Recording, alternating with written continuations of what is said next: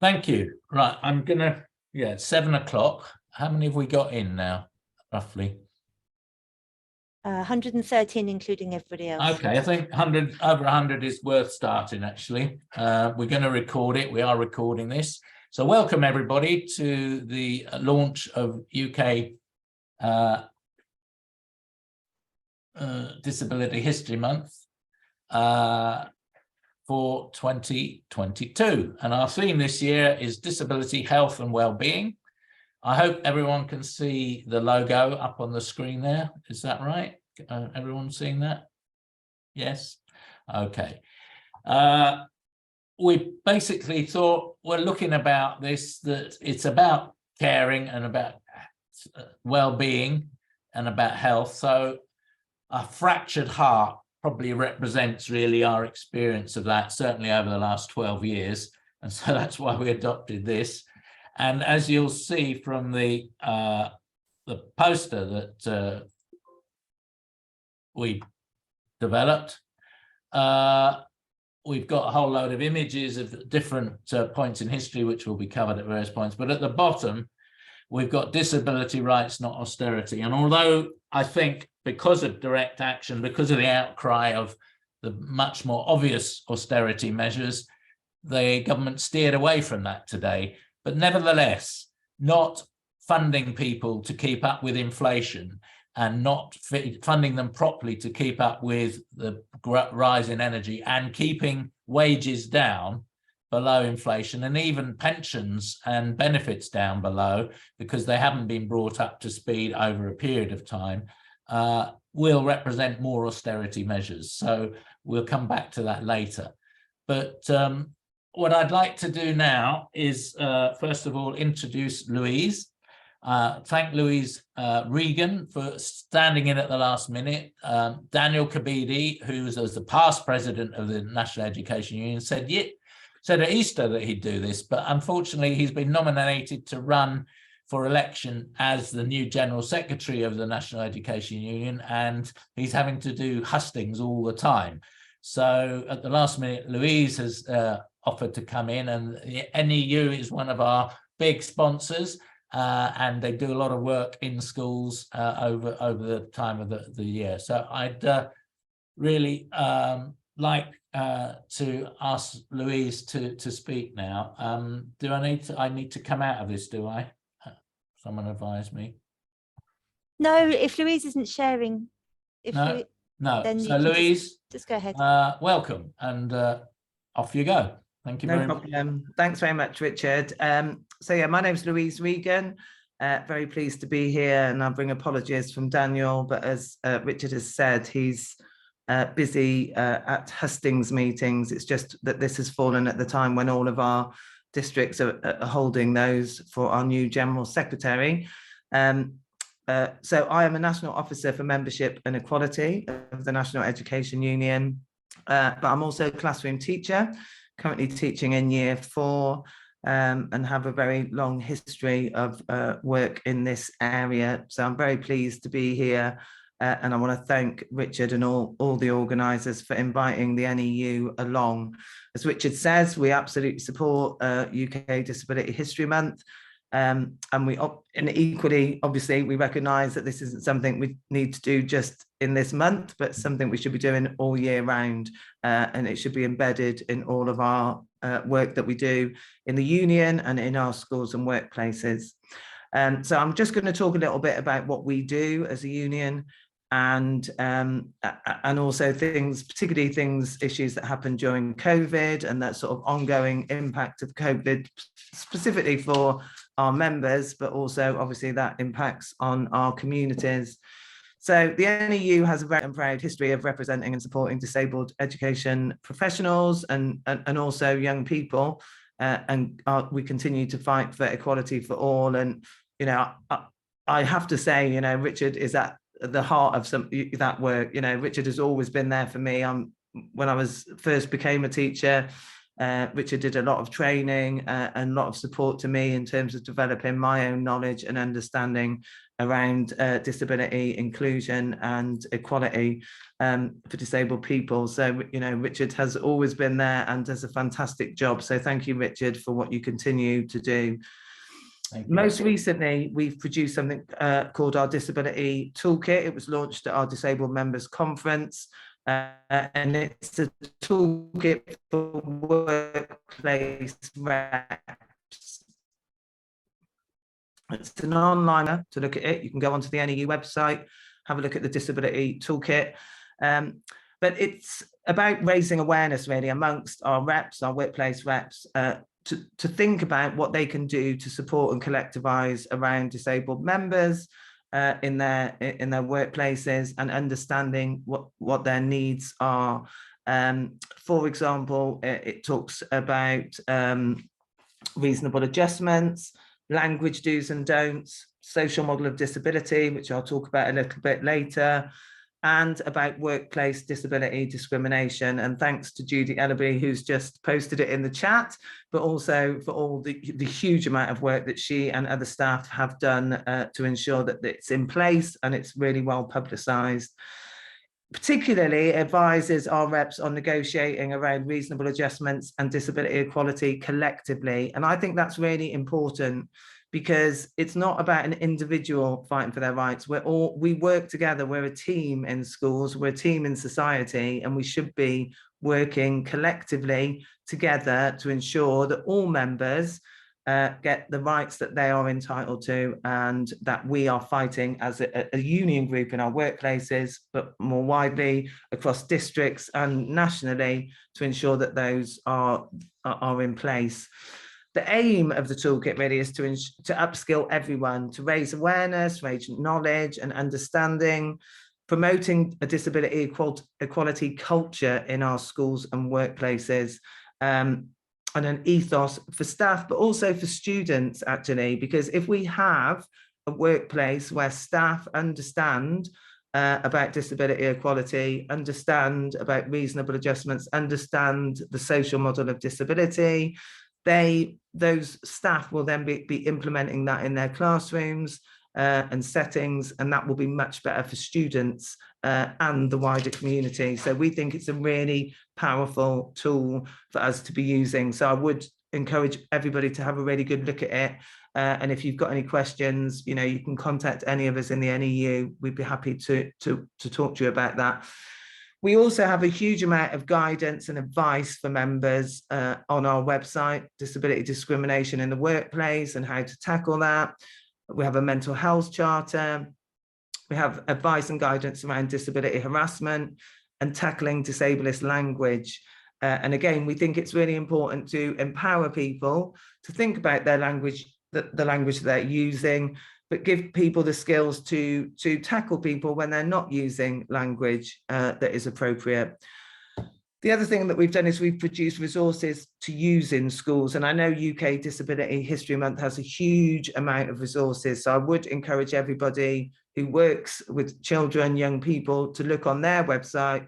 But we produced a booklet called The Full Story. It's linked to children's books. I've used a lot of them in my classroom, and I know a lot of our members have.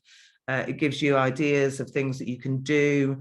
And I often find with lots of issues, actually, the books and stories are a really good way in to talking about issues, raising awareness, and allowing children to see that in their classrooms and settings. And again, I think one of the things that we talk about a lot is ensuring that our classrooms, but also our school, reflects the people that are in our society and more widely, so that there are images that are positive images that represent disabled people within our classrooms, within our school communities.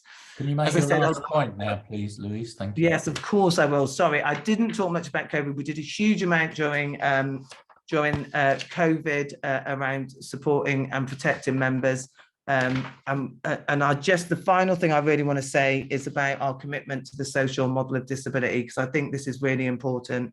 The union has a long-standing position around the social model of disability being used. Colin Johnson, our disabled member seat holder, has done huge amounts getting that through the executive, reaffirming it and ensuring that that is used consistently throughout what we say. And the reason that that is important is that that takes away that medical model, that sort of culture of saying that disability is something linked to a person, and saying that actually, if we change our society, if we remove the barriers that have been put in place by society, then we would have a society that was accessible and welcoming to everyone. And that is a really important part, I think, of what we do. So apologies, I didn't say much about COVID, but I'm quite happy to answer questions and send stats if people want them. But I'm very pleased to be here. I'm looking forward to hearing the other speakers. Thank you for inviting us, Richard. Thanks very much, Louise. And now, I mean, I should just say that if people want to know more about the social model, there's a lot of stuff about it on the UKDHM website. When we set this up in 2010, it was one of our principles that we would be a social model organisation, that it's the barriers beyond the person that we are actually addressing. And yes, we all have different impairments, and many of us are affected on our daily life by that, but we're more affected by attitudes, environments, and the way people organise things. And that's what brings us a collectivity as disabled people challenging disableism, which is that prejudice and harassment. So it gives me great pleasure to ask our next speaker, Deborah Williams, who's CEO of the Creative Diversity Network, working in television, and she only this week got an international award for excellence in content on TV. I've known Deborah for a long, long time, going back, I think, till the time when we, in the 90s, set up the 1 in 8 group and then campaigned for disability equality in the media. So I think, Deborah, if you can give us a feel about that and how it's working. Are we getting progress with regards to our well-being in the media and how we're shown? But I'm sure you'll cover what you need to cover. But thank you very much. Thanks, Richard. So hopefully, I've got my clock on, so hopefully I won't run over. So thank you very much for inviting me, and really nice to be here. Like Richard said, I'm a CEO of an organisation called the Creative Diversity Network, which I'm sure not many people have heard of, but what we are in a nutshell is a membership organisation. So all of the UK broadcasters, the linear broadcasters, some of the SVODs, the production community, the training community, organisations like BAFTA, ITN Productions, BBC, Channel 4, Paramount, Viacom, whatever that version of that institution is, Sky. All of these people, all of these are members of our organisation, and essentially what we do multiple things, but the main thing we do is gather data. And the data that we collect is about who's on television and who makes television in the UK, and how people see themselves represented. So we've been collecting data now for 7 years, and over the last 3.5 years, our focus has been on disability. We had a project called Doubling Disability, which was really sort of looking at the initial data set we published in 2017. We found that 4.5% of the people working off screen in television were identifying as disabled, compared to 18%, which is the workforce population. So we set out over a 2-year period to double that percentage. So to move from 4.5 to 9%. And COVID happened, but so we extended it by a year. And essentially what we were trying to do was to get broadcasters to move away from just putting people on television that they found anywhere, B, looking at quality control around producers, production, all of the off-screen roles that you could think about, and also having a conversation with themselves about the culture and the environment within which disabled people have to work in the production space. Now, what we did as an organisation, so we monitor and look at the industry. We don't look at any one business within that. We look at an industrial response to a systemic industrial problems. So what we did were multiple things. We did training courses, we train disabled people to be able to deliver paid training across the production community. But I want to go right back to the basics of this. So when I came into this out of theatre, they had no idea about the social model of disability. They had no understanding about the Equality Act and their legal obligations. Very few people are compliant, and few people understood what it was like as a disabled person to work in television. So the three things I try to look at. First of all, care. Within care and on screen, this is on screen and off screen in terms of representation, disabled people are still seen as the patient. We're still seen as those that need to be cared for.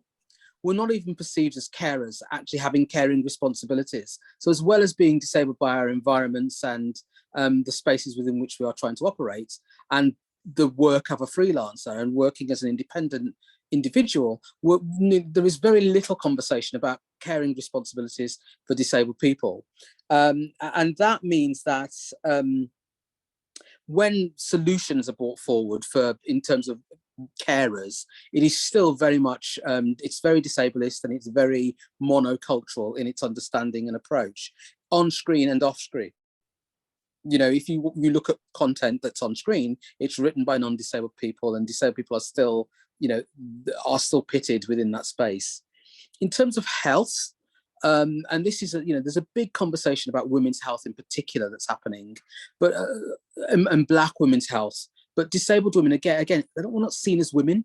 We're not seen as viable in terms of sexuality, in terms of sexual orientation, in terms of you know, the basics of being a woman, whether that's about, you know, if there are conversations being had on screen in terms of content that's being made and being shown, it's very much, you know, with that's storylines in big soaps or continuing dramas or single dramas. It is still very much a disabled woman, you know, can't function as a woman in society because they can't have children, or because they, you know, if they do have children, they have to have surrogate children, or disabled men, you know, nobody wants to have a relationship with them, so they have to have sex surrogates and travel abroad for it. So that narrative is still there.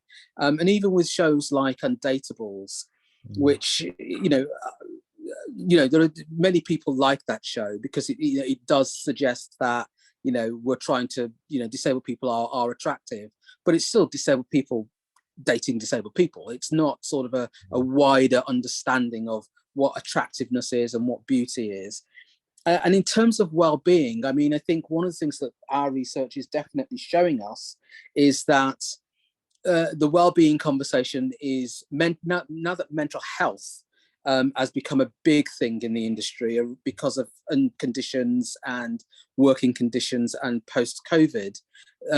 People are talking about mental health, but they're not talking about it within the context of disability. It's definitely, oh, well, there's a mental health group over here, and disability is something else that over there. Some disability is still something that's wrong with you physically, and mental health is something that, ironically, of course, is about the environment within which you're working, and we need to change the way we work. And there are the systems that create unhealthy environments for non-disabled people, which has an impact on their mental health. So it is.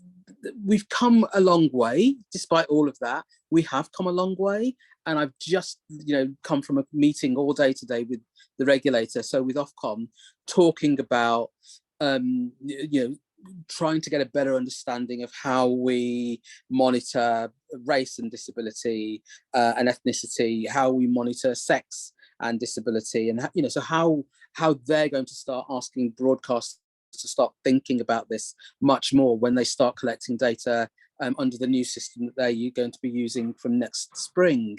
So there are droplets all over the place. The thing is, how do we connect them together, and how do we make sure that we are changing structures and we're changing systems, and very much how we are changing the way people think about disability and disabled people.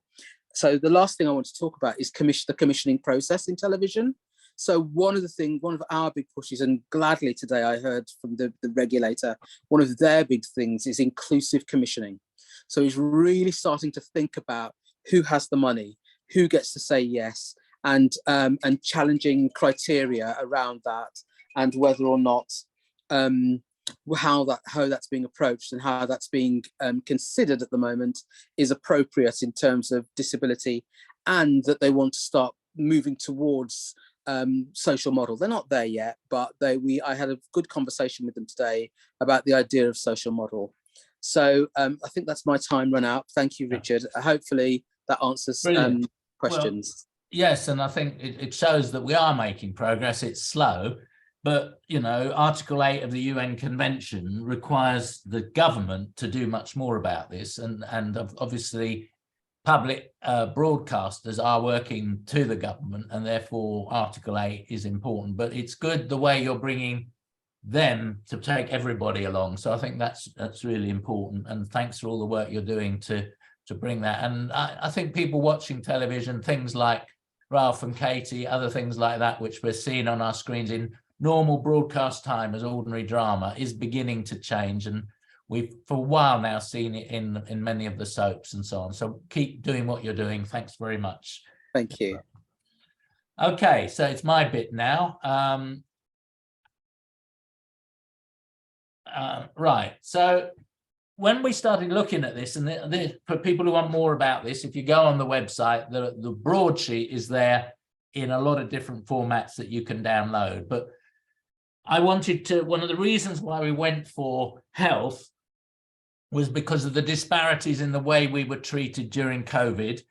And this wasn't something natural, that disabled people are more likely to die because we are, quote, vulnerable. It was that when the risks that we were exposed to were not seen as a barrier for us, and a barrier to the most important right, the right to life.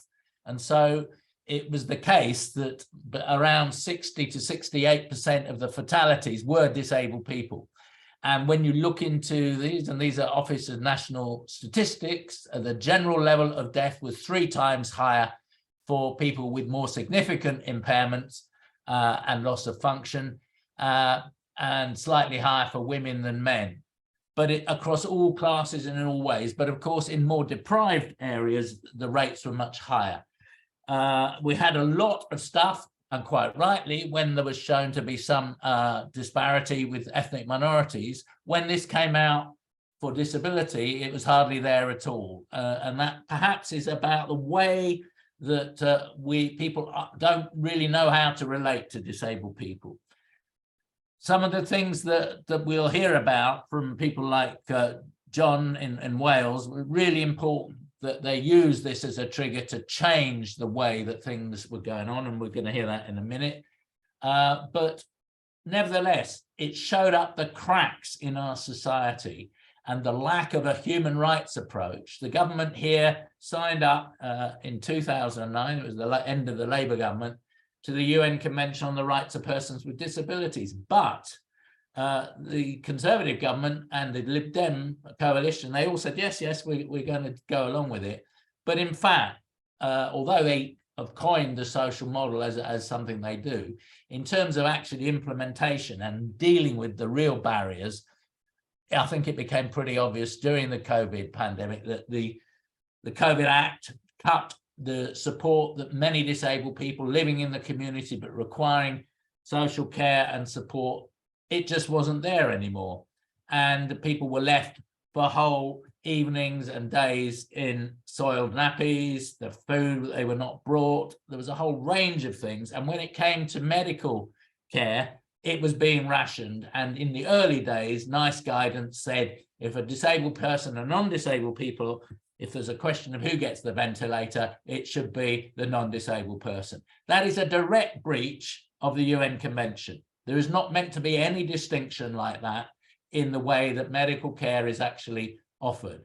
And similarly, perhaps the worst thing, and he's culpable, but he's off in Australia at the moment trying to not be eaten by snakes, but Matt Hancock as health secretary did really some bad things during COVID, and we hope that these will come out during the inquiry, although it's not necessarily going to be the case.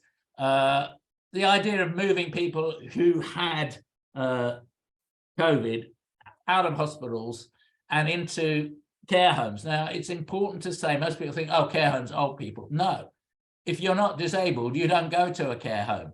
It's because parts of your body or mind are not working in the way as lots of other older people is that you go to a care home. So these were places full of disabled people, and there were also other places with younger disabled people there who were also infected. So there's high levels of death created by that, and it didn't have to happen. So there's been a callousness, which one might even say was a eugenicist approach to disabled people, survival of the fittest. And I think another survey, which has been recently published, it was in The Guardian on the 5th of October, which showed the excess deaths over the time from 2012 to 2019 that we didn't expect from austerity measures. And when the people who've analysed this, people in Glasgow, Dundas and Macartney, have broken this down into the most deprived areas, they find that it is the people, or the bottom 20%, of which many of whom are disabled people living in poverty, who have taken this fall in their life expectancy. Up until 2010, the trajectory had been for 180 years upwards. It was the austerity measures that changed it. So again, this is structural disableism, structural death of disabled people that was unnecessary because of austerity measures. And although it's been disguised what was agreed today, we think it will continue in the same way because of what is actually going on. So I think we need to really recognize that the way we have been treated in terms of our health and well-being under this government, and indeed the previous government, the Labour government from 2008, when they began to try and see what they could cut in terms of disability living allowance and so on. And indeed then George Osborne actually specifically saying he wanted to reduce PIP, which was the DLA transferred to PIP, personal independence payments. He wanted to reduce that by 20%. So that was a clear thing, but it was many different cutbacks that were actually going on. Oops, no, I want to go the other way. Yeah. So looking historically at what happens to people who maybe aren't able to look after themselves, what has happened in history? Well, the first thing is that most people did be part of communities, were part of, for many hundreds of years, were part of the community they lived in, whether it was in feudal things or in the new towns that many people moved to, the boroughs in the early medieval period. There's quite a lot of evidence now becoming to the fore that those people, particularly if they had sedentary crafts like cobblers or other sorts of jobs, tailors, there were a lot of disabled people doing those jobs.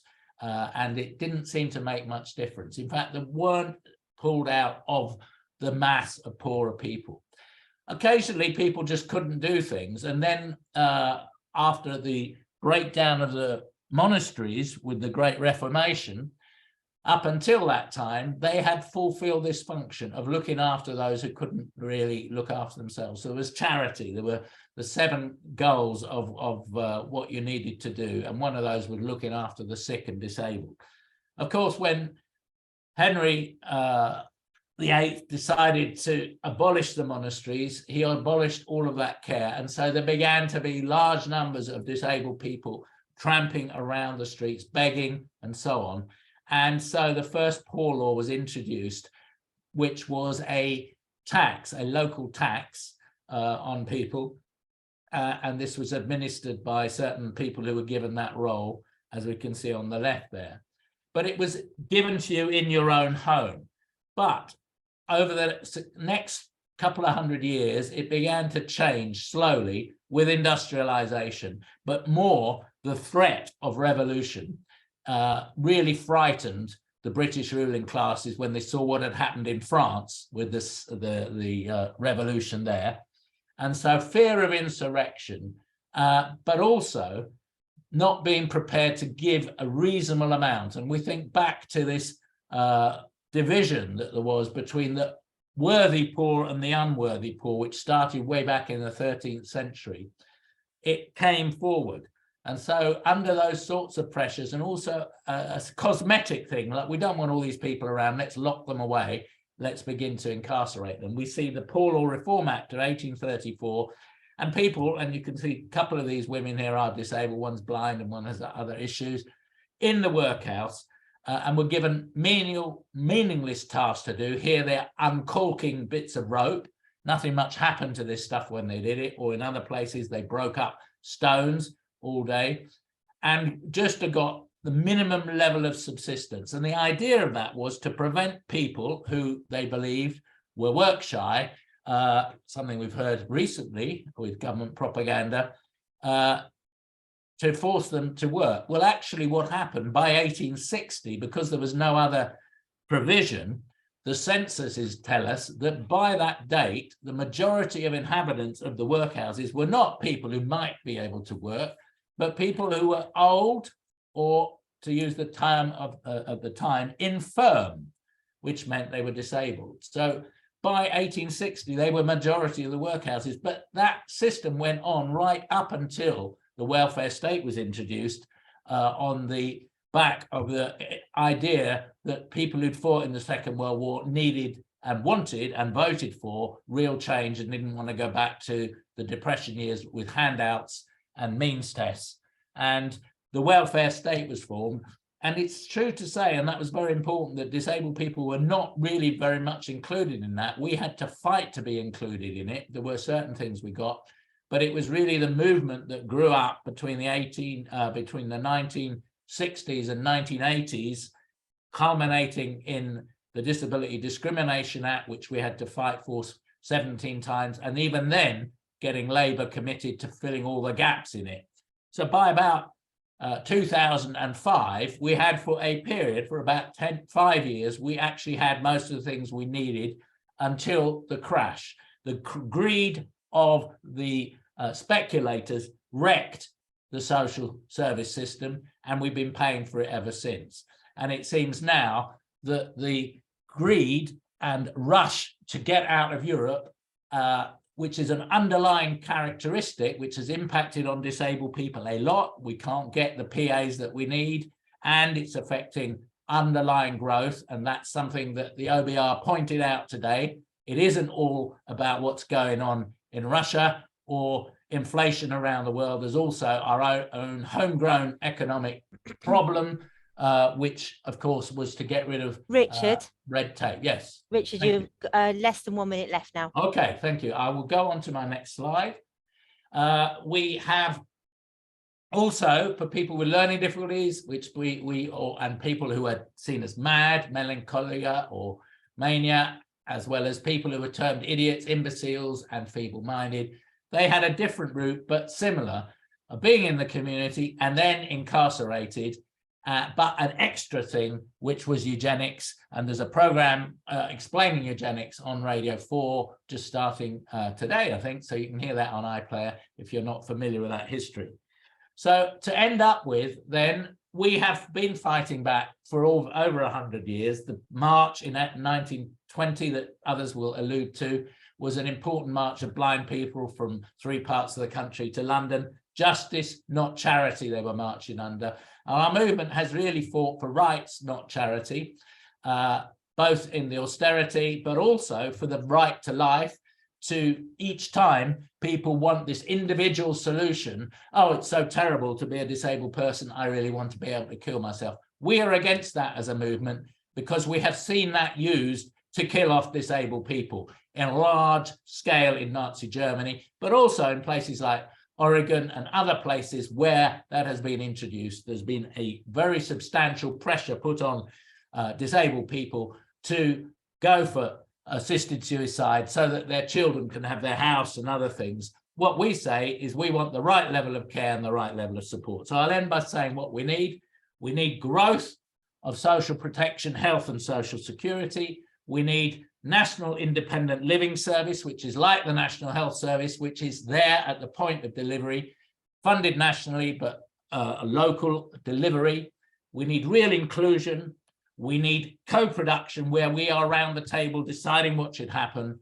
We need education to challenge disableism, to embrace our diversity, empower us. And for those who come new to having impairment or growing up, having seen it as an individual problem, to be embraced by the movement, to come to the social model thinking, and to begin helping us with the fight back. And we need bottom-up change, which isn't just for us. We have to be part of the broader coalition for a green future and a more socialistic future than this individual one, which is destroying so many people's lives. Thank you. So I'll come out of this PowerPoint now because I think we've got to have speakers now. So thank you. We will now going to have some other people contributing who have been filmed because they couldn't be here. Or our first contributor, if you hold it before you start it for a second, Thomas, is Linda Burnip, who is one of the co-founders of Disabled People Against the Cuts. And Linda, because she doesn't mention it in the film, was the person who took it under the optional protocol, the British government, to the UNCRPD committee. And after a 2-year investigation, they said that the austerity measures were a grave and systematic violation of our rights. So Linda's an important person in our movement. Let's hear what she has to say.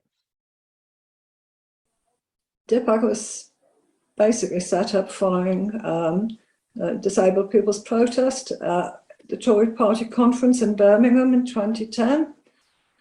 Because following on from the June 2010 budget, it was obvious that disabled people were going to be really badly impacted by the austerity cuts that George Osborne was planning to introduce. It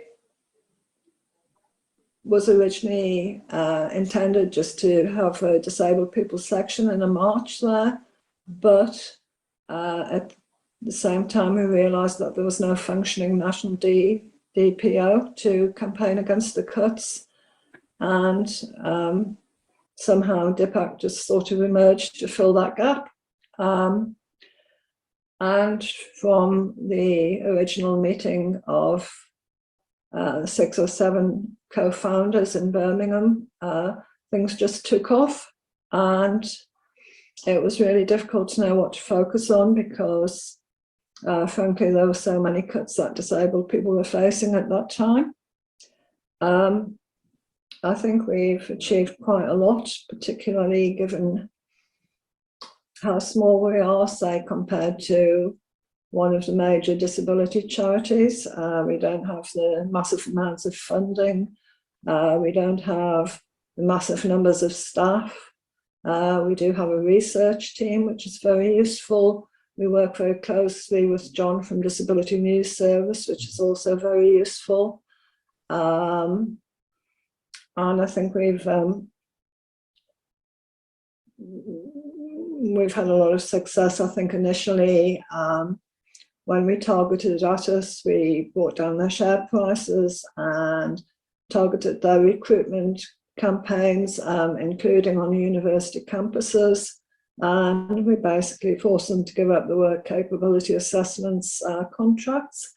We targeted Ian Duncan Smith and we helped them seat Esther McVeigh in a rural seat because she really wasn't a particularly helpful minister, and she was particularly nasty. I think we were responsible for bringing the UN to the UK to carry out the first inquiry into any country using the optional protocol in the UNCRPD. We've raised awareness of the attacks and cuts that disabled people face on their lives, both through lobbying, campaigning, and I think in particular through direct actions, which I find are particularly empowering for people who may normally not have a lot of say over their lives. and we've stormed Parliament twice. We attempted to occupy the grounds of Westminster Abbey. Looking at the pictures, I still can't believe how many police were involved in stopping a few disabled people camping there, but apparently it belonged to the Queen, so we couldn't go there. I think we've worked successfully with all sorts of groups. And I mean, in the last couple of months, we've actually been inundated with emails from people wanting to work with us and do joint work. And we've also worked really hard to educate non-disabled groups that we work with on meeting access needs, being inclusive, and sort of on our issues, and got them to include things that affect disabled people in a lot of their campaigning. That sounds an awful lot, so that's very good. Now tell us, looking forward, we seem to be going into another period of austerity, or just a continuation of the austerity that has already cut the whole infrastructure to pieces. Why do you think we need to go on fighting now? My personal view is things are just getting worse. I mean, disabled people really can't cut back anymore. They've already cut back for the past 12 years. There's just nothing left to cut. I'm really worried about the levels of malnutrition that people face, and how the levels of malnutrition have increased massively. Access to healthcare has got much worse. Social care is in crisis, and incomes really are just totally inadequate, and all of that is before the cost of living crisis sort of kicks in. I think it's really important we have to keep fighting back, because I honestly believe that it will result in massive numbers of deaths if we don't try and stop these attacks and get the government to commit to doing something to provide some sort of social tariff for fuel for disabled people. So what are the key things that we should be championing? Obviously we want to stop the cuts, but we need more than that. We need a secure environment for disabled people to live their lives as other people do, you know. So what are we gonna argue for that, to demand for that? Well, I think the one thing obviously that has to be in place is sufficient, affordable and accessible housing, because if you don't have somewhere safe and affordable to live, it's really difficult to live independently. So housing, I think, is a major issue. Disabled facilities grants are a major issue, and I think we need a national social care system which is free at the point of need, funded through general taxation, and which is organised nationally but delivered locally. And what about the things like the UN Convention? Do you think we should do more on that in this country?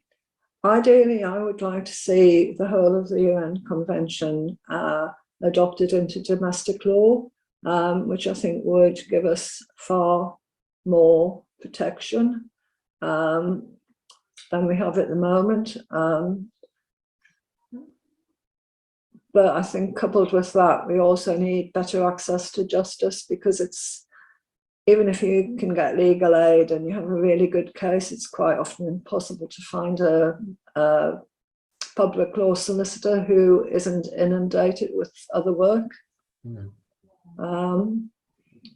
So I think the appeal system that should have been in the Care Act is something else that needs to be implemented. So thank you very much, Linda. That's given us a real insight into a campaign that has really championed and I think saved many lives of people at the sharp end, because you've given them hope and a collective fight back. So thank you very much. Right, and we now go straight on to John Luxton, who introduces himself in this next film.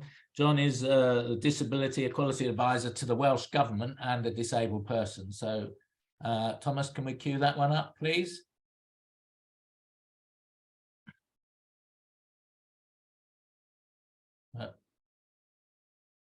Yeah, here we go. Straight on, let's go. John will introduce himself, I think. So I'm speaking to John Luxton, who is the Disability Equality Advisor to the Welsh Government. So he's got his hands full. And he's going to talk to us about how the locked-out report came about, what led to it.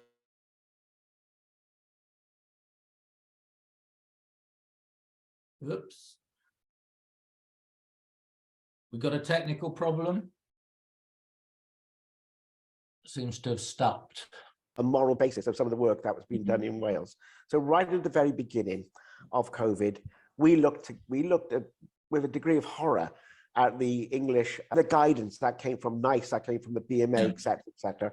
We saw that and we thought, we cannot let this stand in Wales. So we created an ethics group, which included representatives from all the hospital trusts, with academics, disabled people, many disabled people, all involved to try and come to some kind of more ethically based health action in Wales.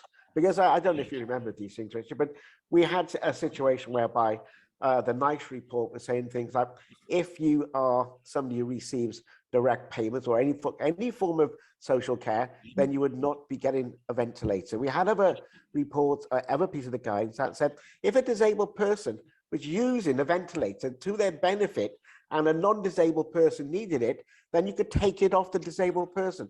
So we had these horrendous things that were being placed at the heart of our medical institutions as a guide for how they should work with disabled people in COVID. So before we knew the death rates, we knew there was going to be some kind of horrible potential ethical shortfall. So we worked on that immediately.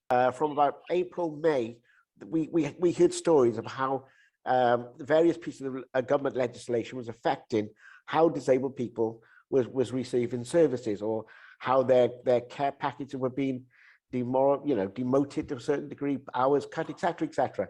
So we quickly put in place our Disability Equality Forum, which had been around for many years, but we held many meetings over those next couple of months. So we already knew it was going to be bad, because we also had the figures that were coming up very quickly to do with race. Now, the figures on that clearly showed that if you were from the BAME community, your chances of dying were higher. But it wasn't to do with genetics or a propensity for illness. What it was the relationship they had to their means of production, if you like. These were people who were doing risky jobs, physical jobs, often living in homes of multiple occupation, with intergenerational issues as well. So there might be people who were living with their grandparents. So we put together a committee from the Disability Equality Forum, a subcommittee that was completely run by disabled people, and Welsh Government to assist, put in place, led that committee, if you like, its secretariat functions, and also our research team and statisticians, in order so that we could do some work and look into what was happening. It wasn't, I mean, I keep reading it was done in co-production. It wasn't. It was done with the full leadership of disabled people. There's no co-production. Welsh Government input was secretarial. Because all of a sudden we got world-class statisticians and researchers, with MAs and doctorates in the subject, doing some of the really hard, the heavy lifting. Together, they looked through 300 pieces of evidence, including 170 major reports that were being produced almost daily at that point about the effects of COVID on disabled people and other groups. So it was a huge amount of work, to be honest, that took place. And when we got the report in September about the higher death rate, that work accelerated, because there was now no longer a theoretical belief that it's a problem. It was very, very physical, and ONS provided us the data, so it couldn't be argued with. That all of a sudden, all hell would break loose regarding the media. They're going to see this figure, as they did when we saw the figures the extra death rate for BAME people, where they were very angry and calling for this, that, and the other. Nothing happened. In fact, the only politicians who actually gave a proper response to that were from Welsh government. Welsh government publicised it in the Senate by debating chamber, and just passed judgment how appalling this was, and that, you know, how this could not be left to stand. And I believe that it was socio-economic issues that were the root cause of most of these deaths, and that we wanted to actually look at those socio-economic conditions in order to produce a report that could take us forward post-COVID. Where are the barriers to, you know, to employment, to education, to transport, all these things? So it was you know, the work was quite staggering. That subcommittee of disabled people did an incredible job. It was headed up by somebody called Debbie Foster, and they were looking at health, living standards, social justice, personal security, work, participation in society, all policy areas, you know, housing, overcrowding, deprivation, poverty, transport, and including domestic abuse, because as we know, one of the most horrific byproducts of COVID was an increase in domestic abuse. And of course, disabled people are many more times likely to receive that than non-disabled people. And it was a brave thing for them to do. Of course, we're opening the doors to what they do and what their policies are, and open them up to criticism. So it didn't happen in England, you know. No, we're still waiting. No, well, it won't, because, you know, there's a difference between Wales and England when it comes to government. The Welsh government's a socialist government, and it's been, you know, it's there, and it has, you know, a fundamental belief in liberty for disabled people. Of course, unfortunately, Welsh government is not treated by many people in England as a serious proposition. There's a certain degree of arrogance when mentioning it and treating it like a local authority. But of course, when you look at the most progressive things, many of the most progressive things that have happened socially, they started in Wales and Scotland. Those areas were the social model versus the medical model, human rights, health and well-being, social economic disadvantage, and exclusion, accessibility, and citizenship. And associated with each of these 5 sections were summaries, narratives, and of course, most importantly, recommendations. And there was, oh, I forgot, I think there was 70-odd recommendations across the whole of the report. So it was very, very extensive. And I think it's probably the first time disabled people have just been allowed to go into government with full support of government and say what they truly believe about the situation of their life. And that was an incredibly empowering thing for all those involved, including myself. And I'm there as an advisor, but it just felt good to be part of that, because we're, you know, getting that voice out there, being heard, being taken seriously by government. Now, in this case, everyone involved already were pretty strong on the social model, but they felt liberated because their voices were being heard.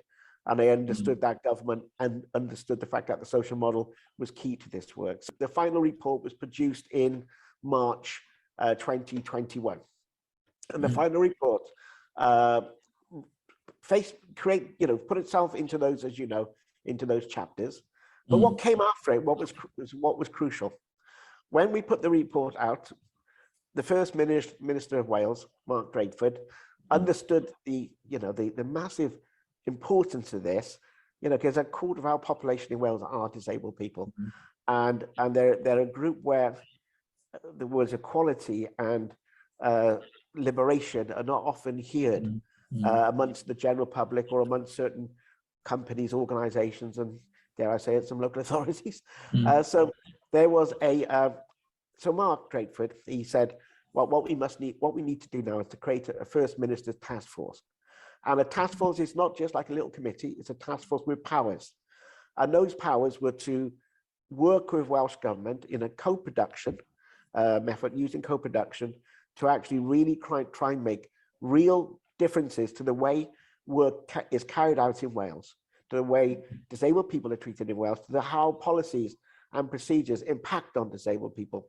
The first one was bedding in and understanding the social model across the whole of Wales, and that was to look at not just Welsh Government, but looking at all the organisations that we work with. So we'd be rolling out social model training, quite impactful social model training, because social model training can be a waste of time, or it can be something that is actually useful. The second one is about access to services. So this includes just basic accessibility, communications technology, all the ways that access to services can be blocked. And of course, we've got independent living social care. That's a huge issue. And we separated that to independent living, health and well-being, because we wanted to do a particular focus on social care because of the situation with direct payments in Wales. Also travel, it's a huge issue in Wales because we don't have the best infrastructure, but we do have the best transport policy. Again, the same group of people worked heavily with our transport department who produced their policy in 2021.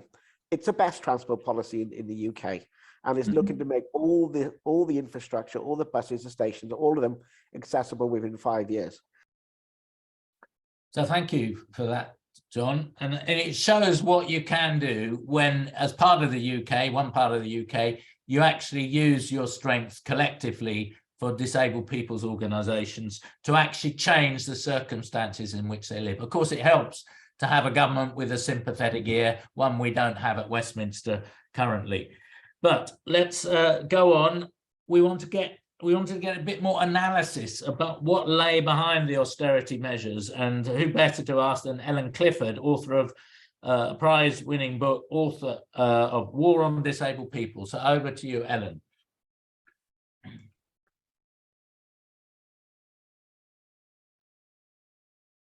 Hi, my name is Ellen Clifford. I am a disabled activist. I've worked in the disability sector for about 25 years now, or coming up to, and I am author of The War on Disabled People, which was published in June 2020 and won the 2021 prize, Bread and Roses Prize for Radical Publishing. I have been asked for Disability History Month to give my analysis of Tory attacks on disabled people, as well as what we can all do to protect our health and well-being.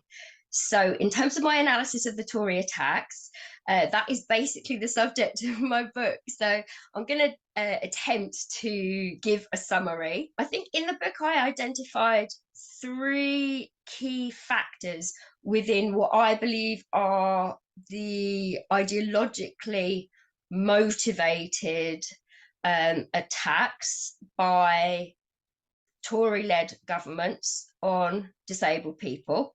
The first one, I would say, is linked to austerity, which was about trying to make the poorest and most disadvantaged in society pay for the financial crisis of 2008, a crisis that was not our fault. And the impact on that as regards disabled people was about reducing the social security budget, which meant attacks on our benefits, but also, of course, attacks on all the other services that disabled people use. We are disproportionately reliant on public services because of the system that we live under, whereby people need to earn a wage within a competitive and often discriminatory workplace. It was very clear from when the coalition government first came into power that disabled people were going to be disproportionately impacted by austerity and welfare reform. George Osborne, in his first ever budget as Chancellor of the Exchequer, said that disability living allowance, DLA, would be replaced by personal independence payment, PIP, and the aim of that was to reduce the budget for that particular benefit by 20%.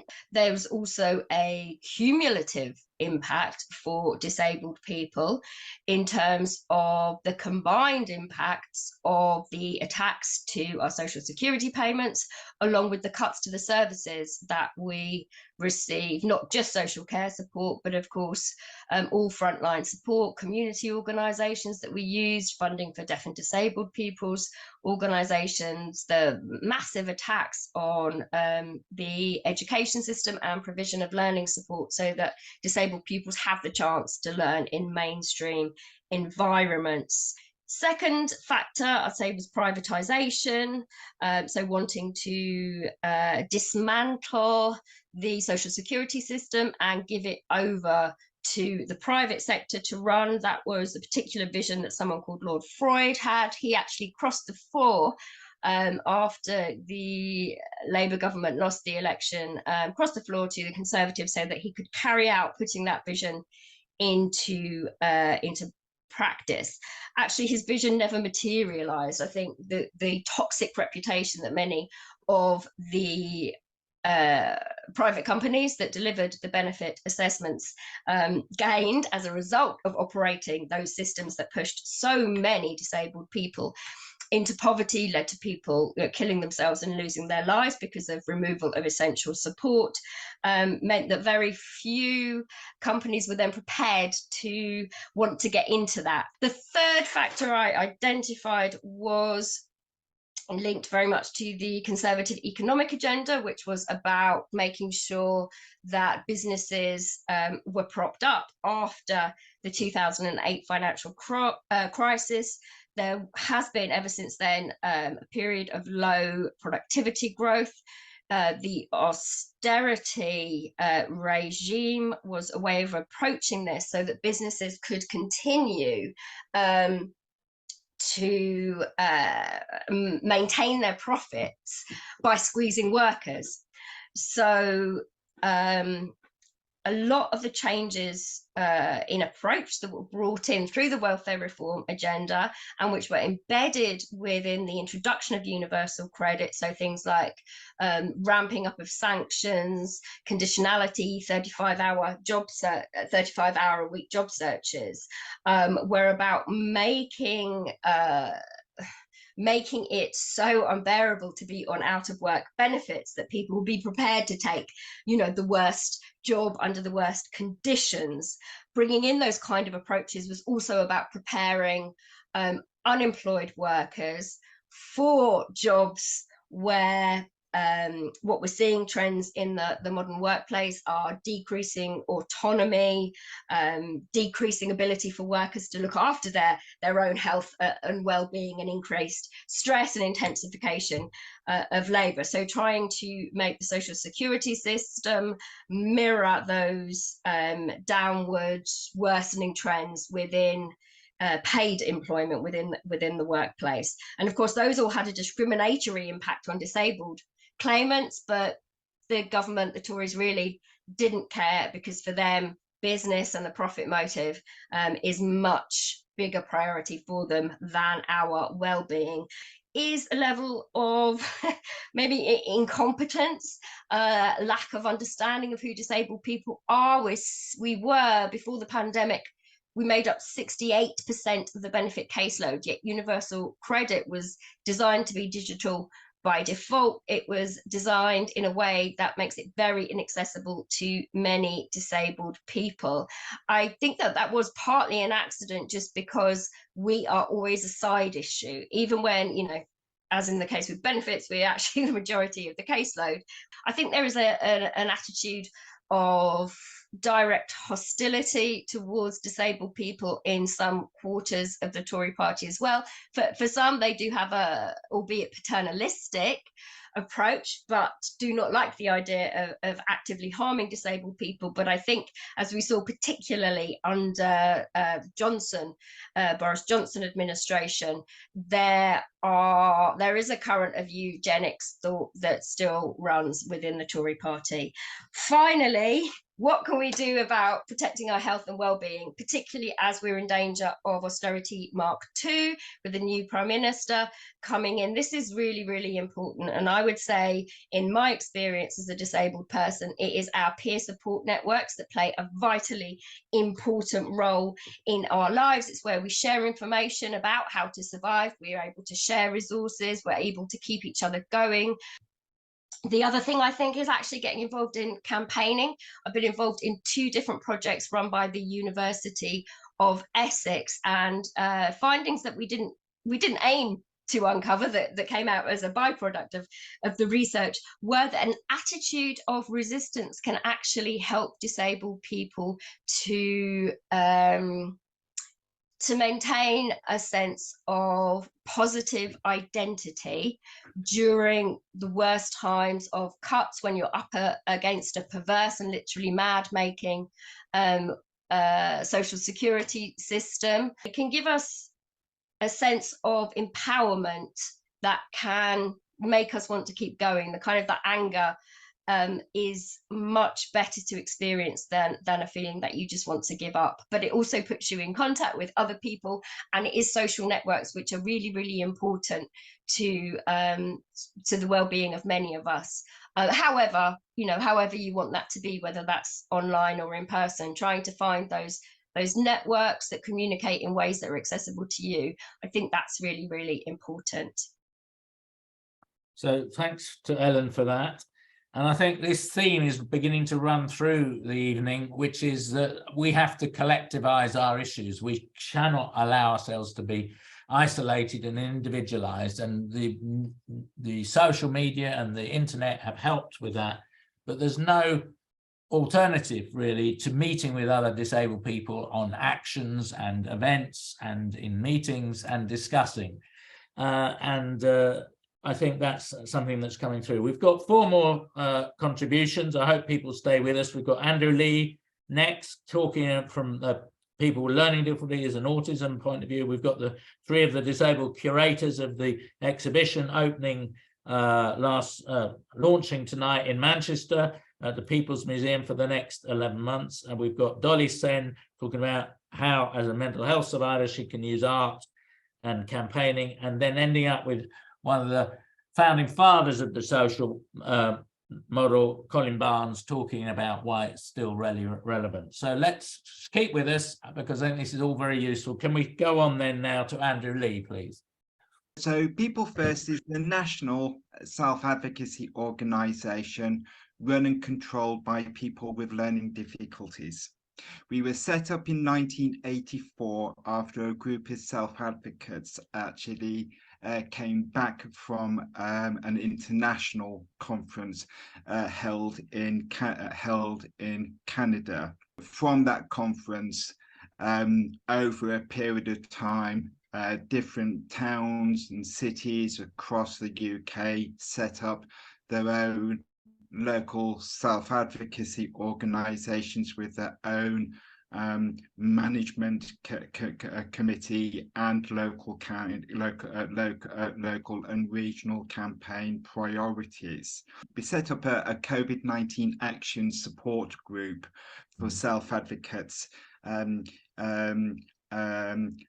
they kind of came together. And one of the major problems that was started was digital exclusion, access, the vital support that people with learning difficulties had, that was actually cut off and stopped. The personal care things that people would actually need, putting them into kind of boxes and then giving them to the actual people that the project was actually supporting. And a lot of our members kind of felt kind of cut off, isolated and forgotten about.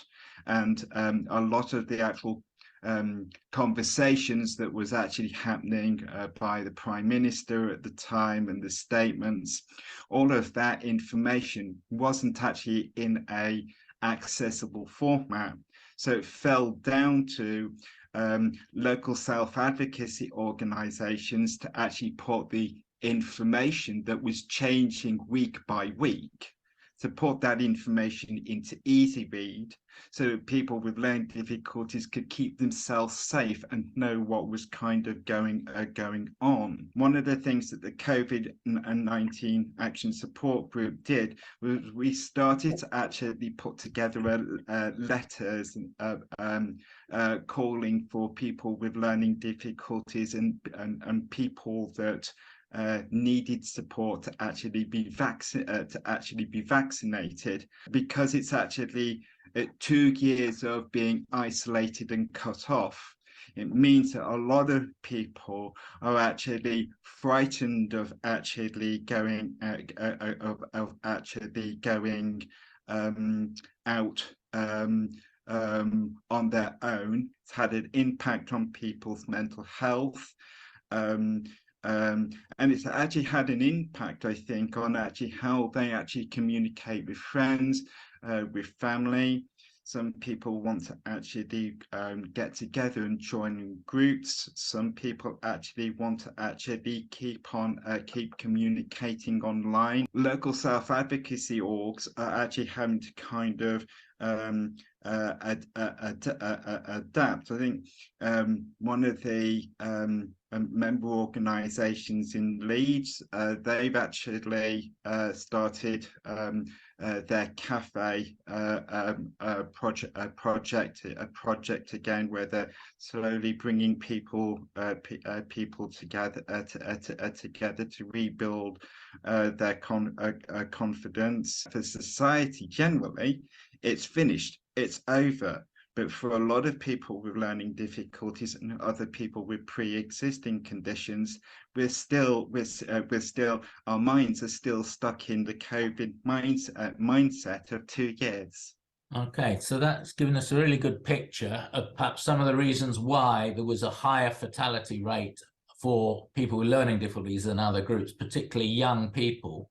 Is there anything you want to add why young people with learning difficulties were particularly at risk of getting COVID? I think for a lot of people, the amount of jargon, okay, that politicians were kind of throwing out, there is a lack of confidence within the people that actually make the rules. If they're going to make rules, we expect them to keep the rules. So I think we're going into an unknown about what impact COVID is going to actually have on people who are on the autistic spectrum, people who have mental health conditions and a learning disability, people who are living in an environment where they are not as independent as they would like to be. And social care is in a crisis where it can't provide the basics. And we have a political class that actually can't get its house in order to actually think about how to actually solve the problem. On November the 17th, we're going to get a whole lot more of austerity measures. How are those going to impact on the people you represent, and what can we do about it? I think everybody's going to be worrying about what support can I hold on to, what basic support I do have. Okay, am I going to what kind of quality of life am I going to have if I can't actually charge my wheelchair to be able to kind of get out? And I'm really worried, okay, that social care is always that it is not even thought about. They haven't even handled Winterbourne View or properly, and there have been other examples of where abuse is actually taking place. You get the same kind of, we will learn lessons, but they never do. These I think it was in 2014 the government actually committed to kind of closing institutions, and as we recently kind of heard, that they're still there. People's level of support is kind of what it is, and I'm worried that because of our political class, that's all political parties, okay, because they are turning towards only one voice, and that is the voice of parents for the solutions, they are going to actually have to start to actually listen to the voices of people with learning difficulties, people with autism, people with young people who are coming through school, college and university now, to actually get the kind of social care system that we actually want. And because we are now out of the EU, we have a it's recognised within the NHS system that we have a staffing crisis in every kind of job area that affects people with learning difficulties and autism. At the moment, we actually have the media that talk to parents, and although those parents have a valuable input to get the system right, all journalists, all media need to start to talk directly to people with learning difficulties and autism properly, directly, not through mum, not through dad, not through a support. They need to speak to us directly. Only by doing that, okay, we'll get things right, and the whole learning disability movement need to come together and act as one voice. So thanks very much, Andrew. And we'll go straight on to the three of the curators, Alison Wild, Anis Akhtar and Ruth Malkin, who were all disabled people for the People's History Museum exhibition, Nothing About Us Without Us. Alison is an academic and activist, disabled, but the others introduce themselves. So we'll go straight into this. Thanks.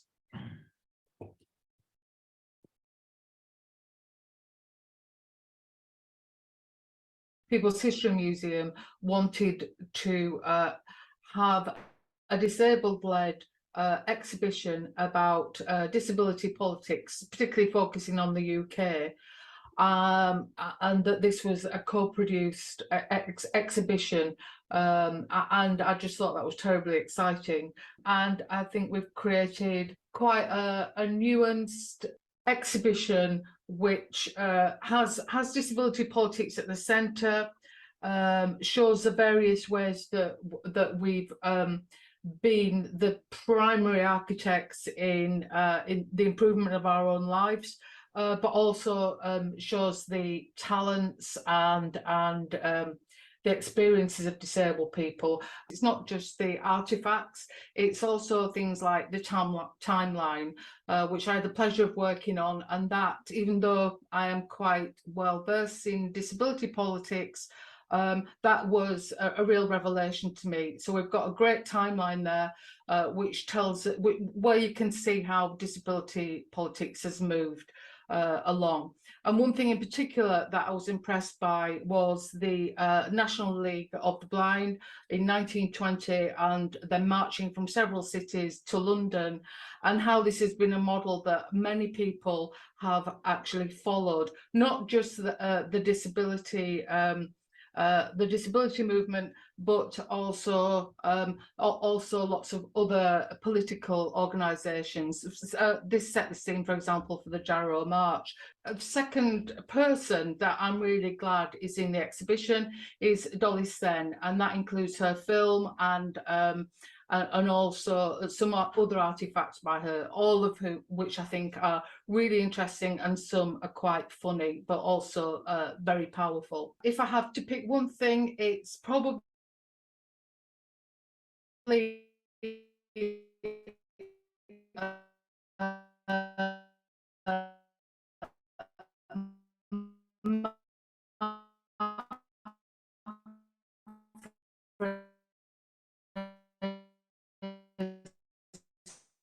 at the exhibition, and we all grasped the chance for this. One of the reasons why I think these arms are important is because he is an actor who often performs live and such like. He uses his arms to show that he personally doesn't need them to raise his self-esteem, but he also kind of shows that social push to fix us rather than accept who we are. I'm a visually impaired person who's non-binary and an intersex person as well, and I joined the Nothing About Us Without Us project originally as a steering group member.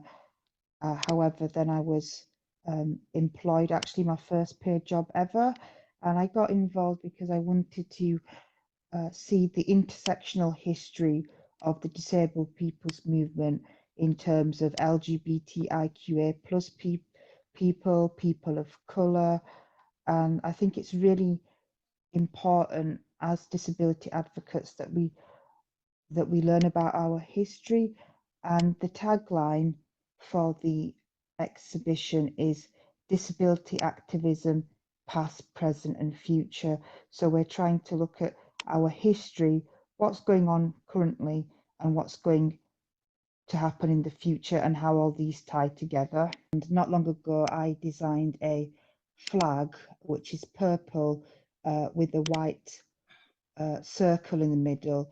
This is because I felt so excluded by the intersex community, flown out to Europe as a token, often other disabled intersex people afraid to voice their access needs. So I created this flag to kind of try and bring disabled intersex people together. So that's going to be featured in the exhibition. The second one is a beautiful banner which was used by the National League of the Blind, and it's a really important one because I remember going with my colleague to go and see it and fill out the forms to have it brought over to the People's History Museum, and that's where I learnt about these little bugs that can get into fabrics.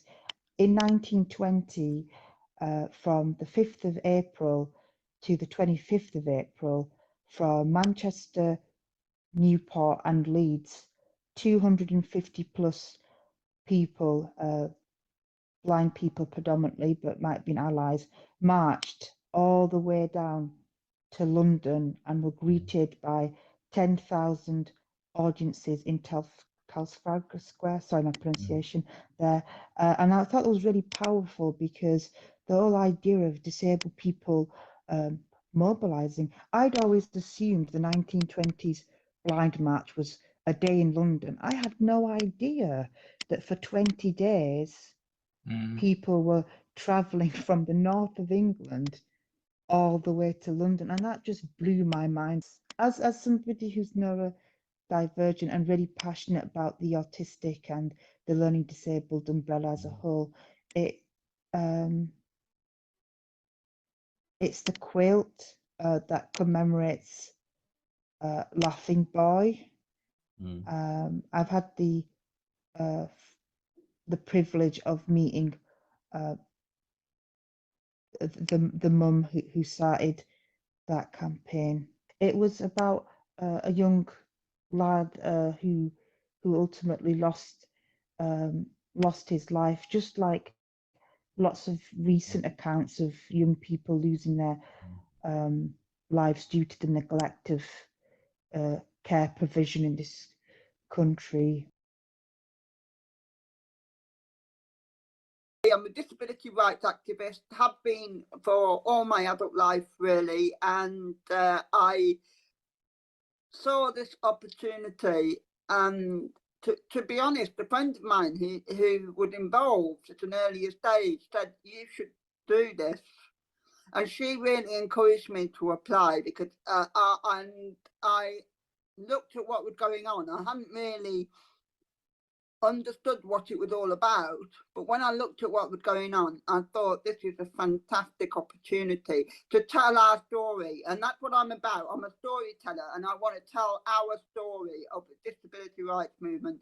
Well, my first object is a leaflet about the Independence Festival 2001, and I chose that because being a bit big-headed here, but I was the coordinator of that festival.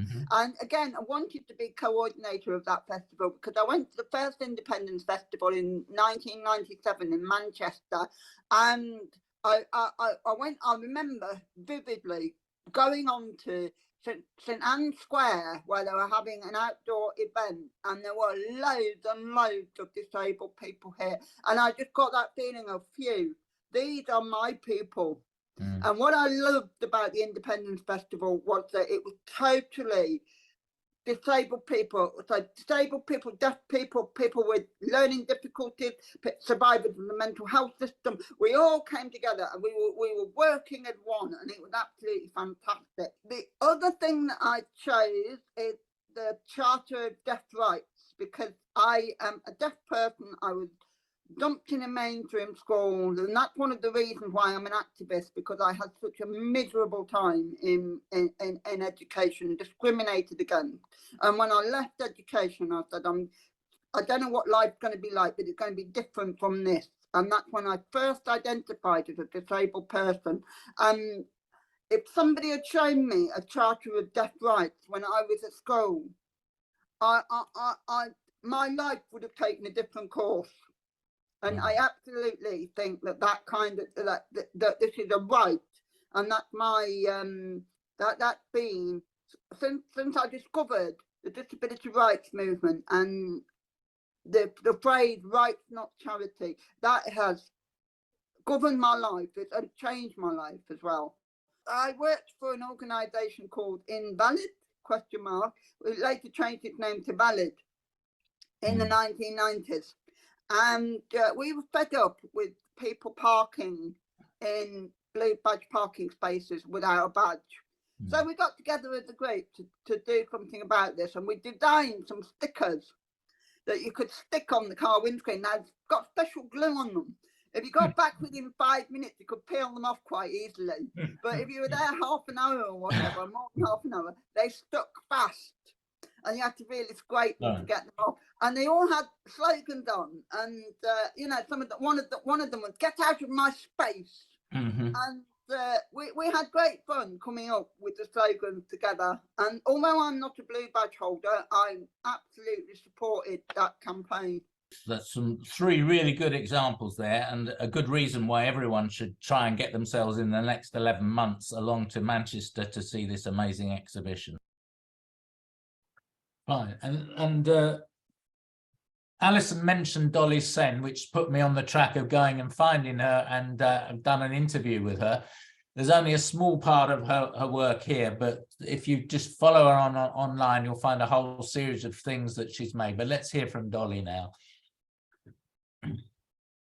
I was born in 1970 in London too.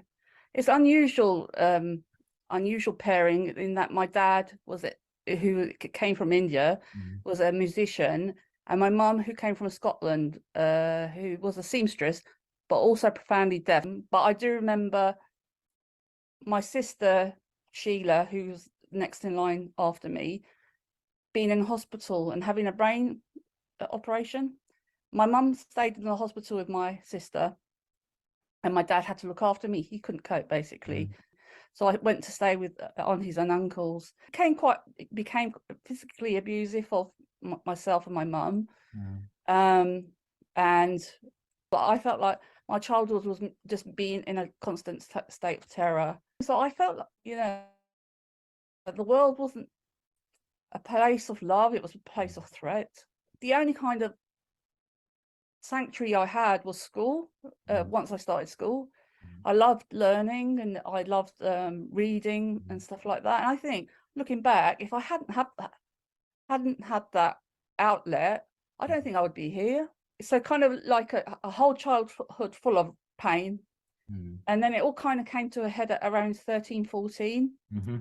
And I had a kind of few physical health issues. I had glandular fever, and then had a underactive thyroid, which in retrospect I found out can be a trigger for psychosis.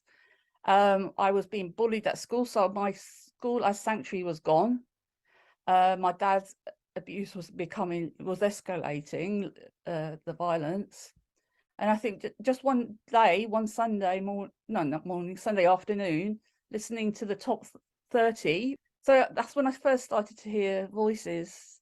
Like I heard a sentence which makes no sense. It said, "How much do you need?" And I turned the radio off, and I still could hear this voice. But the next day, the voice came back, and really that voice hasn't left me. It's kind of changed shape over the years. On that same day, I started to see kind of shadowy figures. It became worse, like the shadowy figures became demonic faces, and the voices sounded demonic as well. And it was, they were saying stuff like I was responsible for, I can't remember, was it an earthquake? It's like, this is 1984 or 5, so I can't really remember.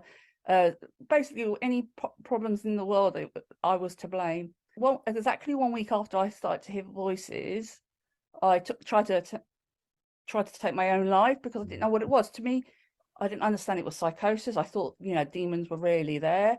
I didn't have a family or anyone I could talk to. So to me, the only escape was trying to take my own life. Because I stopped going to school because I was terrified to leave my own room, social services got involved and sent me to a child psychiatrist. And bearing in mind, I wanted to talk to somebody about my experiences because I was terrified.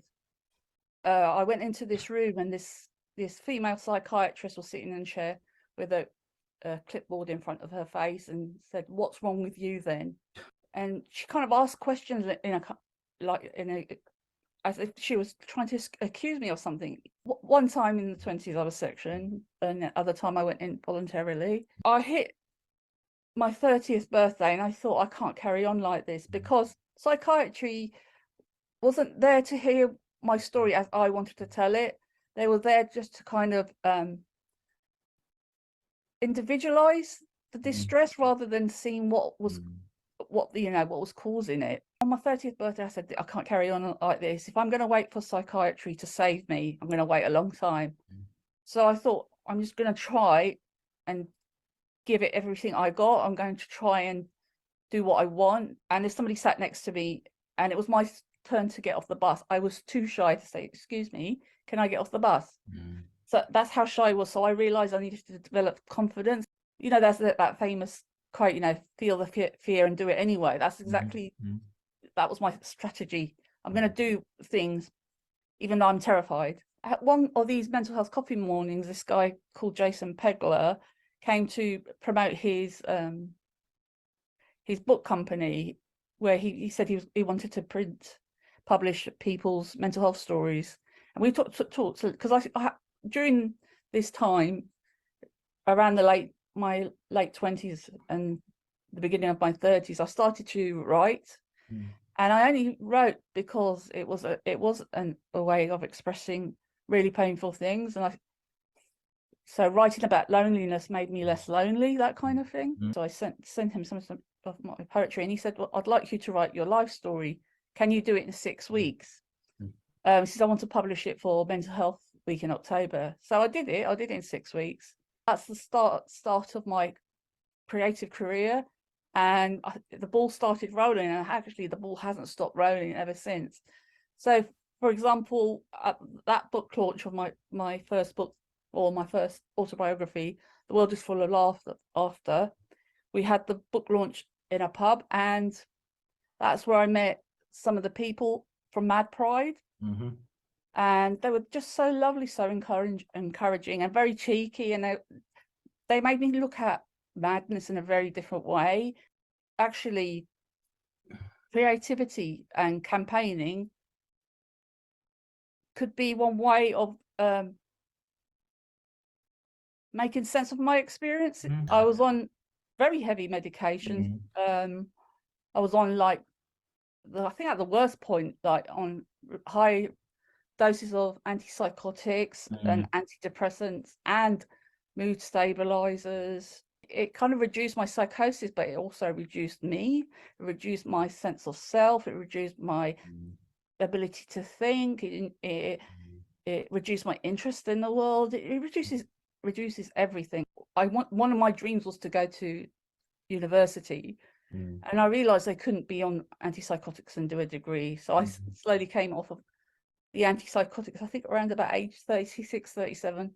I think I get excited to do creative work. I do excited to do campaigning work. It's a thing that enlivens, you know, me. It's very soulful. It's not just an activity. It talks to my soul very deeply. I did a film degree at the London College of Communication in London, and I made loads of films about mental health mostly. During one of the terms, I became homeless, and they were just really hugely supportive. And they would say, you know, what do you need? And they would do their best to provide it. Most disabled people, if they're paying attention, are angry at government and politics. And I read about people who died because the DWP stopped their benefits, people like Mark Wood who starved to death. And so I thought, that's what I'm going to do. I'm going to present the DWP with the names of the people they've killed. So yeah, they all had the idea to put people's names on hearts and just stand outside the DWP headquarters in London, just a silent symbolic protest. So I spoke to Joy Dove, who lost her daughter Jodie Whiting to suicide because her benefits were stopped. The day we held up the hearts with names, I had one heart that didn't have any names on, and I would stand at the entrance and say to the people coming in and out, sign off the next death, sign off the next death. Why aren't you signing off the next death? The next thing we're going to do with the DWP has to kind of be a reaction to their indifference and to their kind of continuing cruelty. And I thought, actually, let's section the DWP for being dangerous to itself and others. The panic and the anxiety and the terror I caused the DWP makes me very happy. They would just make assumptions about me. And this is a funny thing about the medical model is they would like to present themselves as objective, but if you look at any psychiatric record, it's just subjective assumption. I saw that Welcome were offering funding. I would like to look at your archives, and we found out there's only like under 10% is the survivor voice there. And 90% is the professional voice, and it's pathologizing, it's demeaning. And yeah, it was full of awful stuff, like finding out some women's clitorises were removed just because they were labeled as hysterical. But if you go back to see why they were labeled as hysterical, it was stuff like, oh, didn't cook their husband's dinner, or didn't want to go to church. I just thought of this phrase the other day, the revolution will be pathologized and over-medicated. Yeah, and that's great. We've got the last speaker, Colin, coming up. I know we're running up against the clock. People have been drifting out. This should be up on our website tomorrow, the whole thing. And we will be sending the link out to everybody who signed up. We had over 350 people signed up for tonight. Obviously, about 150 of them have come on. But we want to get this out. There will also be individual films up there as well. So Colin Barnes, writer, researcher, activist, professor from Leeds University. I now like to welcome Colin Barnes, well-known writer on disability matters, researcher, set up the disability research unit at Leeds University, and is himself a disabled person with a visual impairment. So Colin, what have we learned from our history, both our recent history as forming a disability movement and going back further, that we need to know to make sure that we as disabled people have good well-being and challenge the things that oppress us and stop us having a good life? Okay. Well, historically, disablement or discrimination against disabled people has been around since the ancient world. Over the years, it's changed substantially, but it's still with us. The unfortunate thing is that institutional discrimination against people with impairments is endemic to most Western societies. The first thing that we have to remember, and it's important to remember, is that impairment is a common experience. It is not something that's peculiar to a particular section of the community. The most important thing to remember is that most impairments are caused by social issues, poverty, ill health resulting from poverty, accident, war, violence, and old age. And it's important to remember that most of us before we leave this wonderful world of ours, will become impaired and eventually disabled.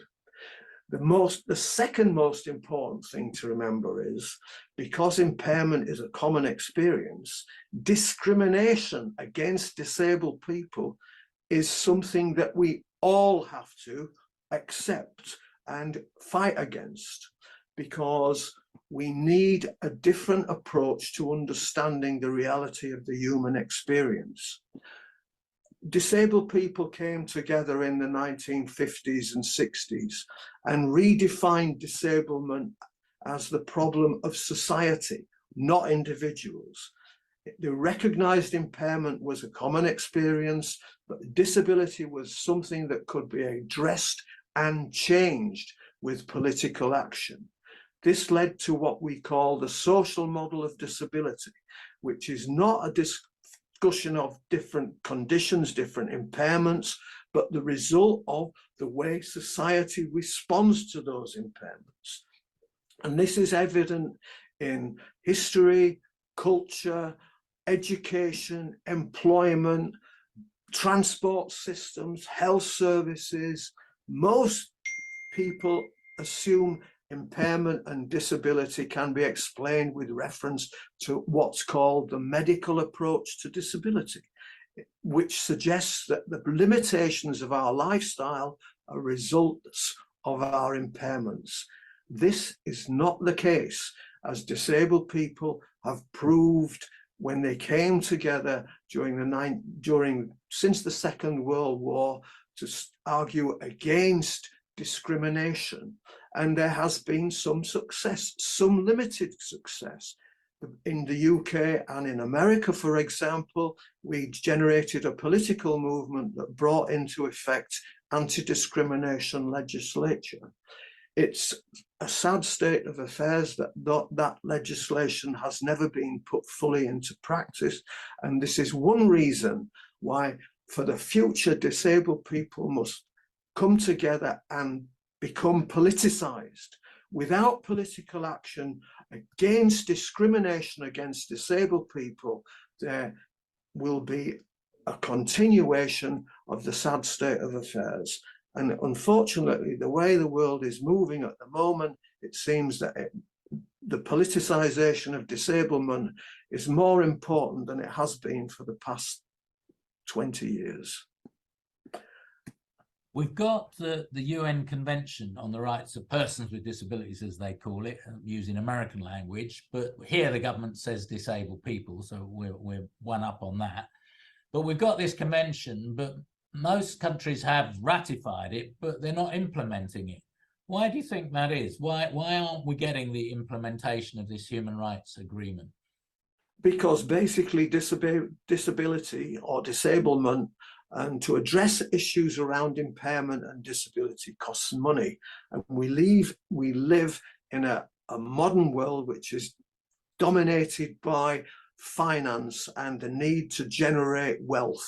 Not wealth for everybody, but wealth for the powerful. Because one of the things that's so terrible about the last 20 years is, and particularly the last 10 years, 12 years, that Britain, for example, poverty is increasing, and poverty generates impairment and ill health. And this is something which is unfortunate about the modern world. It is not geared to generating wealth for equality. It's generating wealth for inequality. And that's something which we all must fight against. Do you think, Colin, that talking about young people in schools, all young people, schools and colleges, that there should be some understanding of what you've been saying as part of the curriculum? So, and I think, Richard, is fundamental. And having experienced education, when I went to mainstream schools, to be honest, visually impaired wearing glasses and stuff, I didn't have a problem, because I was brought up not to be intimidated by the fact that I wore glasses or anything like that. And since then, my grandkids don't even think about disability in the same way that conventional children who've not come into contact with any idea of disability as a problem for society rather than the individual. I think education has to address the reality of impairment and the way society responds to it. Because as I said right at the very beginning, impairment is a common experience. Can we cut it there, please? It's a reality of life. And people haven't, okay. Thanks. So I think we've run out of time. Our signers and captioners, that was the time they were here for. So I'd like to thank everybody for coming on board. I'm sorry we haven't had the participation one-to-one, but I think our speakers have raised a lot of issues. This will, as we say, be up on our website. Look at the website, use the broadsheets, use the posters, send us your events. We'll put them in the events page. There are a lot of things happening around the place. I think we're getting further out there. We've got more businesses involved this year, as well as many local authorities and universities, schools. So the message is getting out there. And next year, the theme will be children and disability. So we'll have a different angle on that. But thank you all for participating, and spread the word throughout the rest of the month. Organize more events. Thank you very much. Thanks to all our speakers. Thanks to our signers. Thanks to the captioners. Thanks to Gemma and Thomas for helping behind the scenes. And thank you all very much, and good night.